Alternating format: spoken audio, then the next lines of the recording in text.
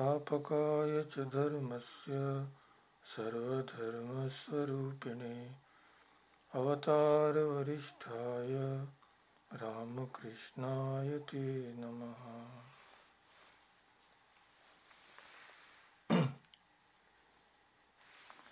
Welcome everybody. So we will continue from where we left off last time. We were discussing the common points of agreement between the systems of Indian philosophy. The first point we discussed was that all systems regard philosophy as a practical necessity and cultivate it in order to understand how life can be best led. And the second point was the concept of Rita, the eternal moral order, which gradually shapes itself into the Mimamsa conception of Apurva and the Nyaya Vaisheshika theory of Adrishta, and the general conception, the general law of karma.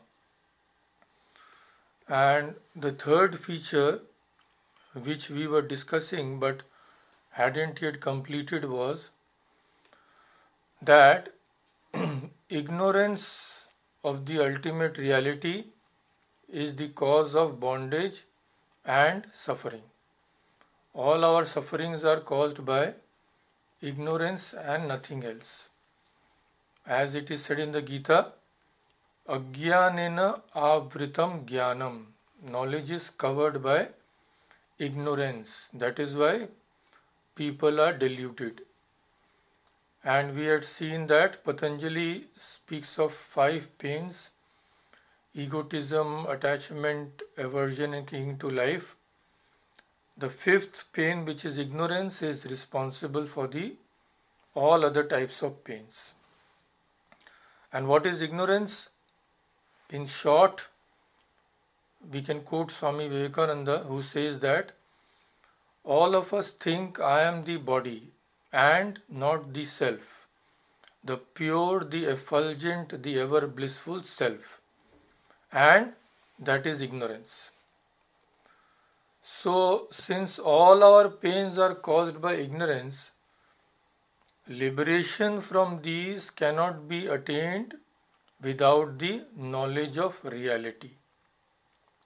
It is a simple thing. If ignorance is the cause, only knowledge can remove it. That's all. But for this, mere theoretical knowledge won't be enough.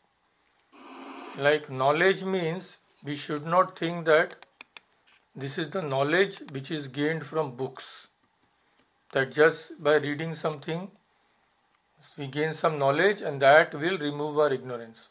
Not at all. Why? Because the root of this kind of ignorance goes very, very deep. So 2 types of disciplines are necessary for our mind to be fit to receive that knowledge. We had seen that 2 types of discipline are necessary. First is continued meditation on the accepted truths, the truths which the scriptures teach us, and a life of self-control. So, this necessity of concentration and meditation has led to the development of an elaborate technique described in the yoga philosophy. But this practice of concentration finds a part in all the systems of philosophy. So why is deep meditation required? Because we have seen that our wrong beliefs have become deeply rooted in us by repeated use in our daily life. Our habits of thought, speech and action have been shaped and colored by these wrong beliefs. So wrong beliefs lead to wrong habits. Those wrong habits again lead to wrong beliefs. So it's a vicious circle. So you have to break this circle. How? By first of all believing in the right things, believing in what the scriptures tell us, and then translating those beliefs into our life. Means our lives should be led by the principles on which we believe. So, to replace these wrong beliefs by correct ones, it is necessary to meditate on the latter so that we can implement them. So, we have to go in the opposite direction now. Wrong beliefs have become a habit. Now, this habit has to slowly be broken up by right beliefs. Now we all know how difficult it is to change our habits. Even a small habit if we have, how difficult it is to change when it becomes very firm. So just imagine how difficult it is to break this habit which we have been following from birth after birth. Not only years. Births after births we have been believing that we are the body, and we will become happy in this world. This world is our permanent abode. We'll never leave it. So now this process has to be started. Beliefs which have their base in the scriptures and which are of a reverse kind than the wrong beliefs. The right beliefs are completely reverse.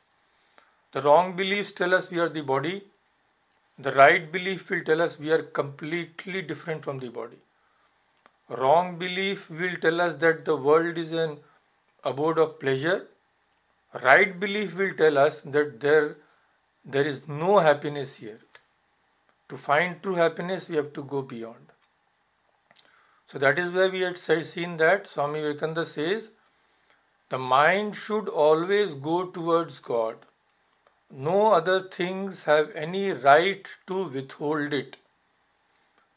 Thinking of the senses has brought us down here to cry one moment, to rejoice the next, to be at the mercy of every breeze, slave to everything. Go the other way. Think of God alone. So these are mantras, you see. These sayings of Swamiji's are like some mantra. We should always cogitate on them. Like we can memorize this thing. The mind should always go towards God. No other thing has any right to withhold it.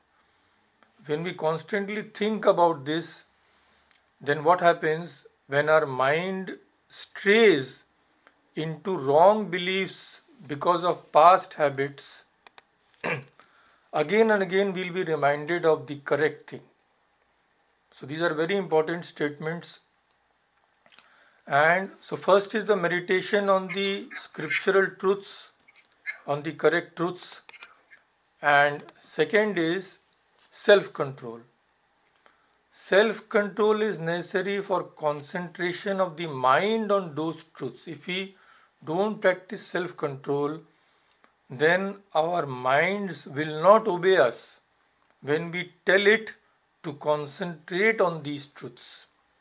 Because mere knowledge of what is right does not always lead to right action. We may know many things, but our minds are so out of control that we cannot translate those beliefs into actions. We are guided not by reason but by our blind impulses. So first of all, these impulses have to be controlled. Otherwise, action cannot follow the dictates of reason. The problem is that the contrary impulses are very deep rooted owing to past misconceptions about things and their values. So Swami Vivekananda says that the chief misconception is that this life is the goal. We have forgotten that this is just a means. In itself, this life is nothing. So Swamiji says in explaining this, the world is good so far as it helps one to go to the higher world. It is good only because it helps us to go beyond. There is no other aim of this world. We forget that the world is a means to an end and not an end in itself. So, when we find that we have been blindly guided by our impulses, and then when philosophical knowledge about the real nature of things dawns, and we feel that in order to get rid of suffering, we have to give up our previous wrong beliefs regarding objects, then what happens? Our past wrong habits, our previous likes and dislikes, they stand in the way. And then starts our struggle. One part of the mind is guiding us towards that which we have been doing for ages and ages. And the other part of our mind tells us that no, you have been walking along the wrong path. Now give up those habits. So when this conflict is there, then starts our struggle, then starts our sadhana. What is the struggle? This struggle is to become non-attached. Swami Vivekananda says, quote, attachment is the source of all our pleasures now. We are attached to our friends, to our relatives, we are attached to our intellectual and spiritual works, we are attached to external objects so that we get pleasure from them. Again, what brings misery but this very attachment? So it is such a tragic state of affairs that our only source of pleasure is actually responsible for all our misery. Attachment is what? Attachment means this, something joining against something. When you stick together, it is attached. Now, if you stick something together with force, it takes a lot of force in the opposite direction to release it. So, Swamiji says this is the one cause of misery. We are being caught, we are attached. I quote, he says, we are caught though we came to catch. We came to enjoy. We are being enjoyed. We came to rule. We are being ruled. We came to work. We are being worked. We want to enjoy the pleasures of life and they eat into our vitals. We want to get everything from nature, but we find in the long run that nature takes everything from us, depletes us and casts us aside. In the end, we find that if we become attached to nature, nature will take away everything from us, even our life.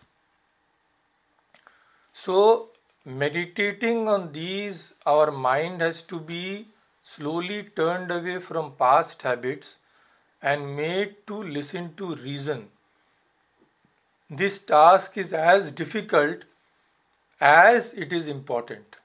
It can be performed only through long sustained practice and formation of new good habits.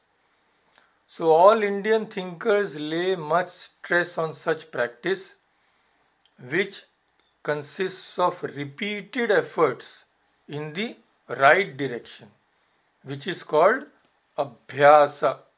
We all know Abhyasa. So in the Patanjali aphorisms, Yoga aphorisms, there is a sutra which says, Satu, दीर्घकाल नैरंतर्य सत्कारा सेवितो दृढ़ भूमि. Dhrida is firm and Bhumi is grounded. So this practice becomes firmly grounded. How? Dirgha Kala first. It has to be done for a long time. Long efforts, Nairantarya, Nirantara, continuously. You can't make a break. Say 1 month of sadhana, 1 month of enjoyment, 1 month of holiday. No, you can't do that. All that you have done in that 1 month will go away because you will again be indulging in those wrong habits. So nirantara, it should be constant.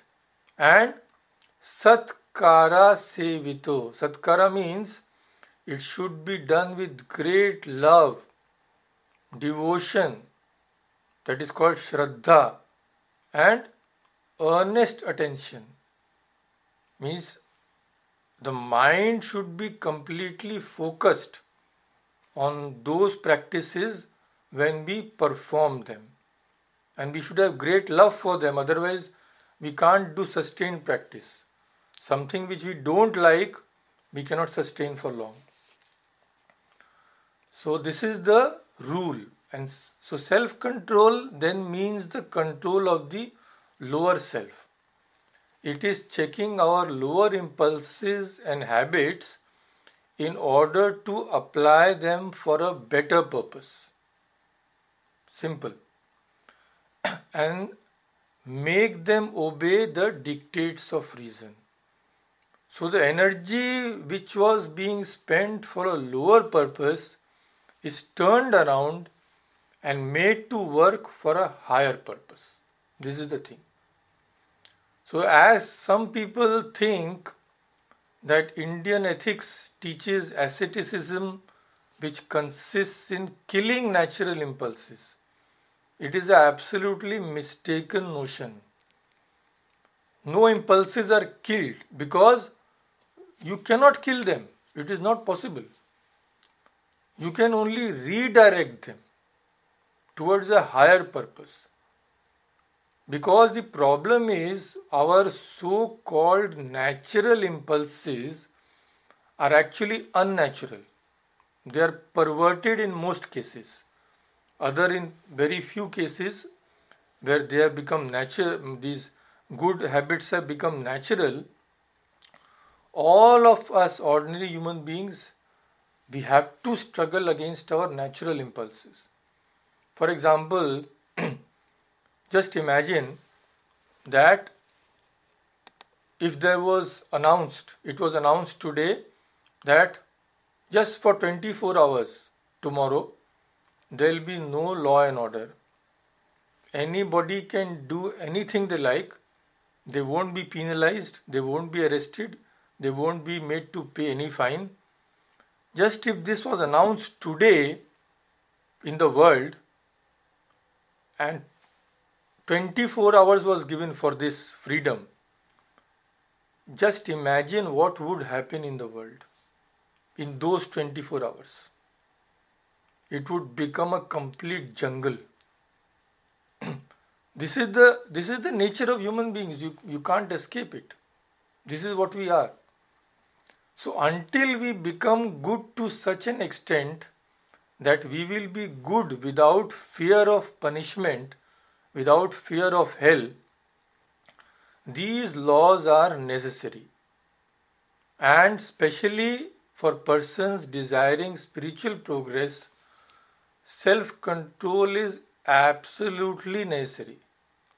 Till we reach such a high stage which Sri Ramakrishna has described, that we never take a wrong step. That is a very, very high stage. Till then, self-control has to be there. So the lower impulses are not to be destroyed, but reformed, redirected by being subjugated to higher impulses. This is the thing. In simple language, Sri Ramakrishna has explained this. He says, you desire something, it is our habit to desire. Till we are in ignorance, we cannot kill this instinct of desiring. So Sri Ramakrishna says, if you have to desire, you desire only God. Why do you desire lower things? So this impulse of desiring has to be turned towards the highest which there is, which is God.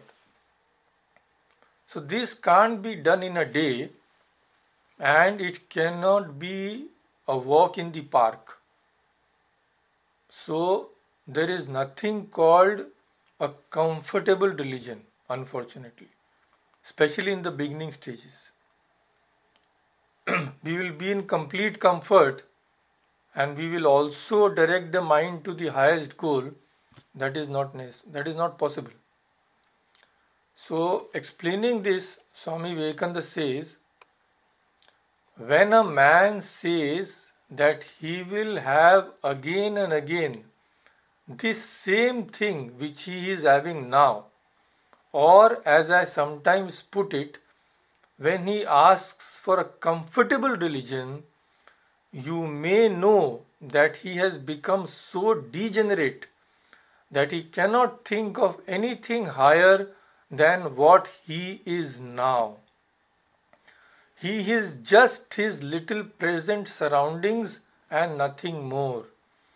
He has forgotten his infinite nature, and his whole idea is confined to these little joys and sorrows and hard jealousies of the moment. He clings on desperately unto Trishna, which is the thirst after life. Unquote. So this is the thing.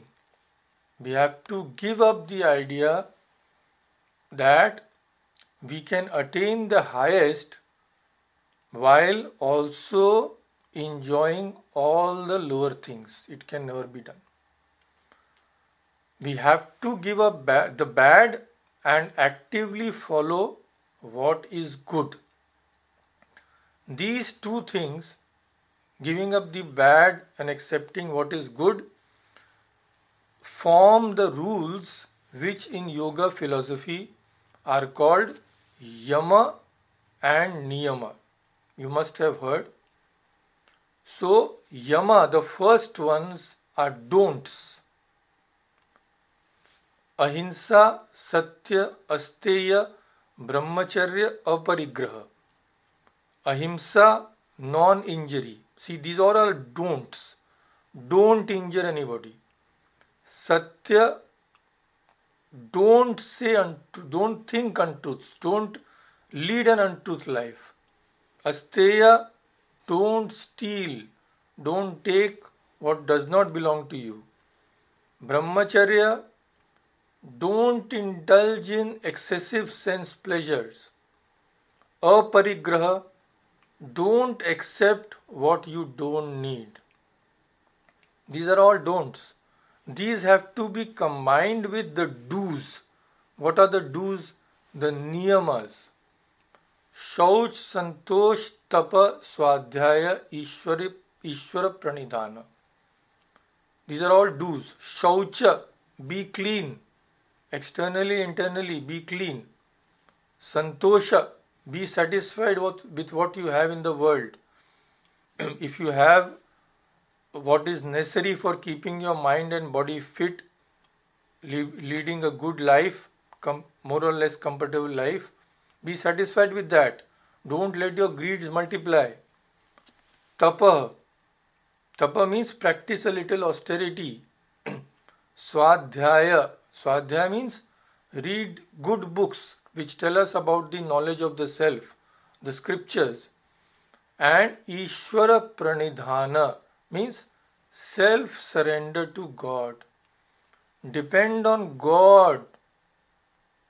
Don't depend on the world only. Depend on God and put your faith in Him.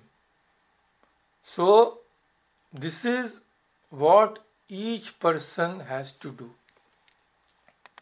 This is the third common characteristic, that ignorance is at the root of all our suffering, and this is the course we have to follow to get rid of ignorance. The next common factor is the doctrine of the soul. Common factor in the sense that Buddhism does not admit it. Buddhism does not admit the existence of a permanent entity called the soul or the Atman, but all other Indian systems accept it. Charvaka is always an exception. Charvaka we can leave out of our consideration because that is a materialistic theory. It is an exception to everything. Among the other schools, only Buddhism is an exception, but all other schools accept the existence of the soul. Soul means something which is separate from the body, that which does not die with the body. There are many different conceptions of the soul. The Nyaya philosophy calls it without qualities and characterless, indeterminate and unconscious entity, while Sankhya describes it as being of the nature of consciousness, pure consciousness, and Vedanta we know that it says that it is Sat Chit Ananda, but all agree, all believe that it is pure and unsullied in its nature, and that all the impurities of actions do not really form a part of our soul. So, the goal of life is attained when all impurities are removed and the pure nature of the self shines forth. This is another common doctrine of the Indian philosophy. Now we next come to the next common characteristic. This is the doctrine of Mukti. Mukti means liberation. So this we have to understand in detail. That is why I will quote extensively from Swami Vivekananda. See, in order to understand what liberation is, we have to first understand what bondage is. Because we are not really aware that we are currently in bondage.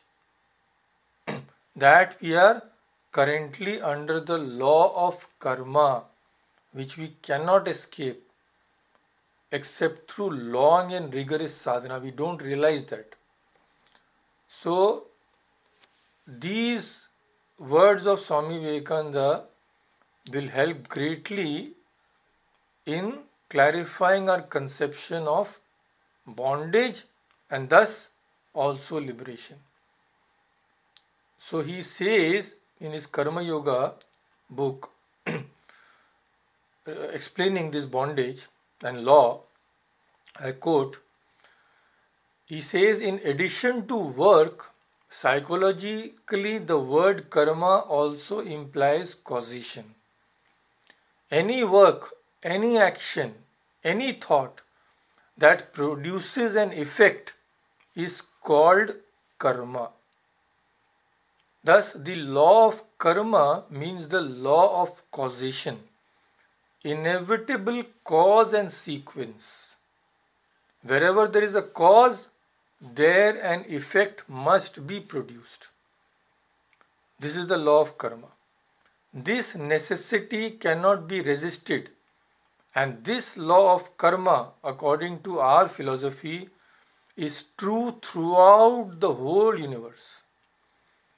Whatever we see or feel or do, whatever action there is anywhere in this universe, while being the effect of past work on one hand, becomes, on the other hand, a cause in its turn and produces its own effect.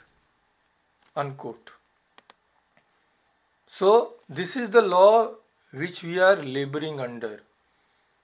All that we do, all that we think is the cause of something, and in later it will produce its own cause. This is the law. So everything is under the law of causation. Now what is meant by law? Swamiji explains this beautifully. I quote, by law is meant the tendency of a series to repeat itself. When we see one event followed by another, or sometimes happening simultaneously with one another, we expect this sequence or coexistence to recur. Okay, so our old logicians and philosophers of the Nyaya school call this law by the name of Vyapti. A series of phenomena becomes associated with things in our mind in a sort of invariable order, so that whatever we perceive at any time is immediately referred to other facts in the mind. Any idea, according to our psychology, any wave that is produced in the mind stuff, which is called chitta, must always give rise to many similar waves. This is the psychological idea of association, and causation is only an aspect of this grand pervasive principle of association. This is what Swamiji says. And he says that in the external world, the idea of law is the same as in the internal. The expectation that a particular phenomenon will be followed by another and that the series will repeat itself. This is called, according to Swamiji, this is what is law. And we know that some laws are universal. What does this laws being universal mean? Again, we have to go to Swamiji for explanation. I quote, our universe is that portion of existence which is characterized by what the Sanskrit psychologists called Desha Kala Nimitta, or what is known to European psychology as space, time and causation. This universe, what we know, is only a part of infinite existence thrown into a peculiar mold composed of space, time and causation. Unquote. So what we see as this whole world, what is happening? Actually, it is as if the infinite real existence, some portion of it has leaked into this small universe which we know. And because it has come into the universe, it has become bound by this universe. And unfortunately, we are also in that universe. So again I quote Swamiji. He says, this universe is only a part of infinite existence, thrown into a peculiar mold composed of space, time and causation. It necessarily follows that law is possible only within this conditioned universe. Beyond it, there cannot be any law. When we speak of the universe, we only mean that portion of existence which is limited by our mind. The universe of the senses, which we can see, feel, touch, hear, think of, imagine. This universe alone is under law, but beyond it, existence cannot be subject to law, because causation does not extend between the world of our minds. Unquote. So till we are bound by our mind, we cannot escape this being under law. And again Swamiji says, quote, anything beyond the range of our mind and our senses is not bound by the law of causation. It is only when being or existence gets molded into name and form that it obeys the law of causation and is said to be under law. Unquote.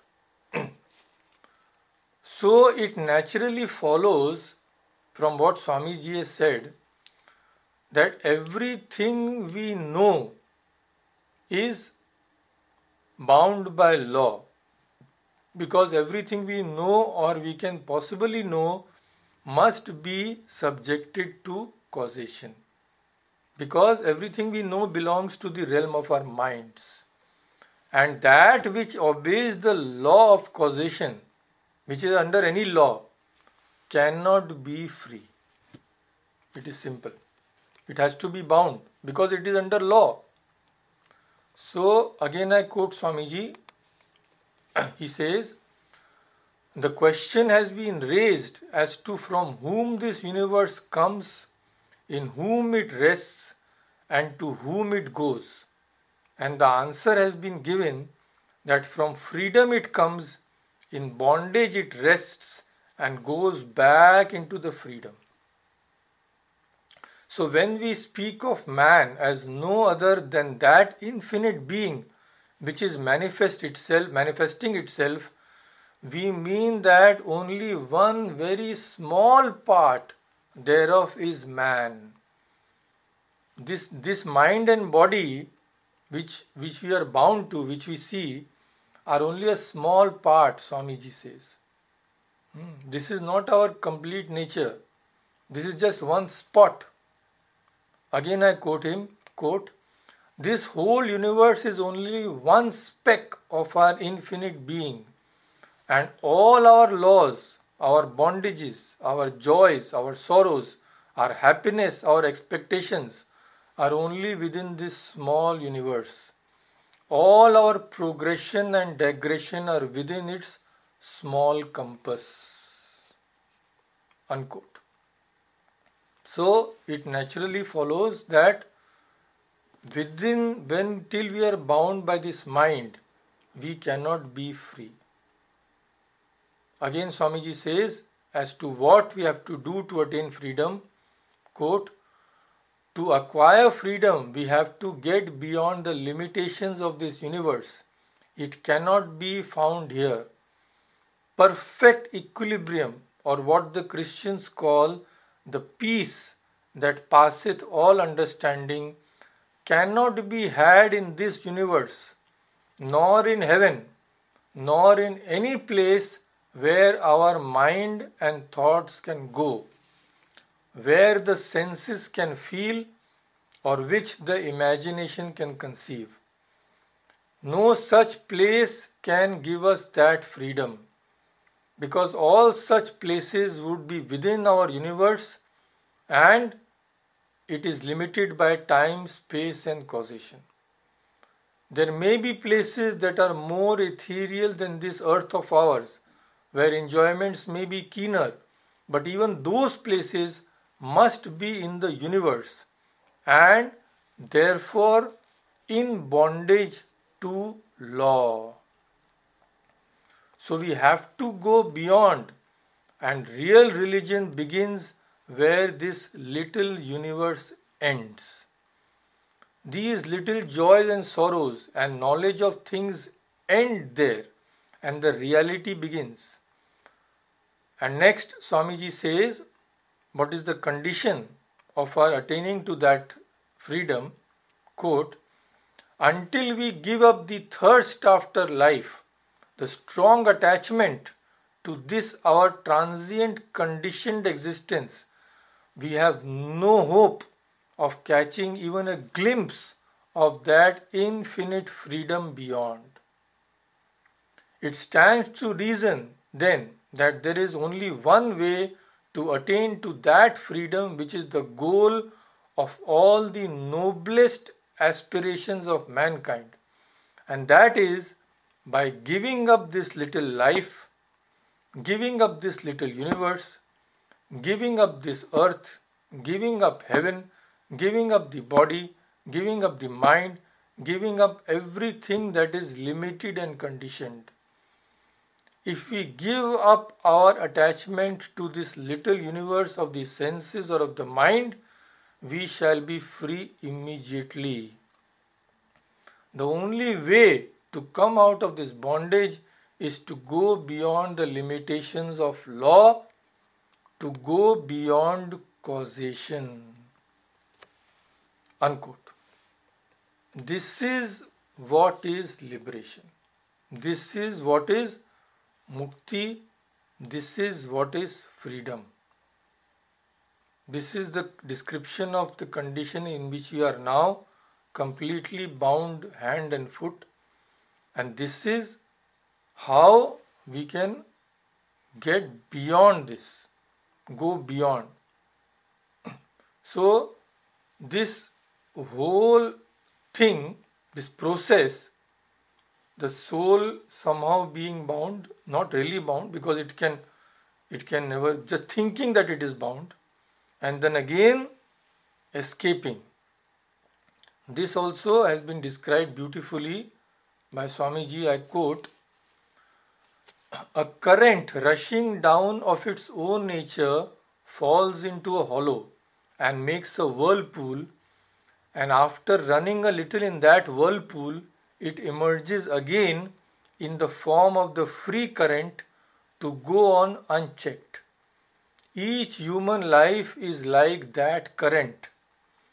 It gets into the world, gets involved in this world of space, time and causation, whirls round a little, crying out, my father, my brother, my name, my fame, my money and so on, and at last emerges out of it and regains its original freedom. The whole universe is doing that." So Swami Vivekananda says that whether we know it or not, we are all striving for this, going beyond, for freedom. So what is truly living, what is called true life? Swamiji says, quote, "The awakening of the soul to its bondage and its effort to stand up and assert itself, this is called life. Success in this struggle is called evolution. The eventual triumph, when all the slavery is blown away, is called salvation, nirvana, freedom." Unquote. So, first the soul has to be awakened to bondage. Otherwise, actually, those who are not awakened can't be said to be living at all, according to Swami Vivekananda. Like what does Sri Ramakrishna says? Manush, man hush. Hush is to be aware. The person who is not aware, who is spending his life blindly, actually can't be said to be living at all, according to Swamiji. And what is evolution? When can we think that we have evolved? Success in this struggle is called evolution, he says. As we succeed more and more in going towards this freedom, that will be an indication of how much we evolved we really are. So, this is what is bondage and liberation. So, Swami Vivekananda says, the Vedas teach that the soul is divine, only held in the bondage of matter, and perfection will be reached when this bond will burst. And the word they use for this is therefore mukti, that is freedom. Freedom from the bonds of imperfection, freedom from death and misery. Unquote. So in these words, Swamiji has described beautifully the nature of bondage and misery. Otherwise, you see, for ordinary people like us, there is no way of realizing this. We cannot even, an ordinary person cannot even dream that he is actually, he's in bondage. He doesn't know the real aim of life. Where has he come from? Where is he going? So we have to go to these great souls whose words form the scriptures to be aware of these things first. Only awareness of our bondage will make us strive for liberation. So all Indian systems, philosophical systems agree about this, and the manner in which the cycles of birth and rebirths have been going from the beginning of time, on basis of the mysterious connections of one's actions with the happenings of the world. But they also believe in liberation, that this chain of karma and its fruits, births and rebirths, will end, has to end. And this end can be attained even while we are living in this body. And it has to be sought within us. We don't have to go anywhere else. All the solutions are within us. Karma leads us to this endless cycle. And when we can give up those karmas, work in such a way that new karma will not put us into fresh bondage, then slowly our bonds are loosened. And this science of work, which teaches us to work unattached, is the science of karma yoga. So all the philosophical systems agree that in the true nature the soul is untouched by the impurities of our ordinary life, and it is all ignorance which is making us go through these rounds of births and deaths. Ignorance leads to selfishness, selfishness leads to desires, desires lead to selfish karmas, which in turn again make the ignorance more firm. This is the cycle. So the realization of this transcendent state, which Swami Vivekananda says is not to be found in this universe, is the goal and the final achievement of mankind. All philosophical systems believe that this is the highest end of life. That's why in the Gita says that Mam upetya punarjanma dukkhalayam ashashvatam napnuvanti mahatmana. Mahatmana means who? Great souls who have purified themselves. What happens? In this dukkha alayam, alayam is the house, abode of dukkha, the abode of misery, this world. Punarjanma na vidyate, they don't have to come again. So in Vedanta, this state of liberation is defined as Atyantika dukkha nivritti. Dukkha, all sorrow will cease, and it will be Atyantika, forever, and Paramananda Prapti, and we will realize infinite bliss. Both are one and the same thing. They are said in different ways. One looks at the negative side, cessation of sorrow. One looks at the positive side, that is being blissful, supreme bliss, attainment of supreme bliss. But both describe the same state of realization. So what is the goal? Goal is this. Swamiji says, the goal of each soul is freedom, mastery, freedom from the slavery of matter and thought, mastery of external and internal nature. This is what is bondage, and this is how liberation can be attained. So, concluding this topic, I will quote Swamiji again. In a beautiful way, he describes the realization of somebody who has attained freedom. Only he could describe, and souls like him can describe because they experience that. So he describes his realizations, quote, God is true, the universe is a dream. Blessed am I that I know this moment, that I have been and shall be free all eternity, that I know that no nature, no delusion had any hold on had any hold on me. Vanish nature from me, vanish superstitions, for I know myself. I am the infinite. All these, Mr. So and so, responsibility, happiness, misery, have vanished. I am the infinite. How can there be death for me, or birth? Whom shall I fear? I am the one. Shall I be afraid of myself? Who is to be afraid of whom? I am the one existence. Nothing else exists. I am everything.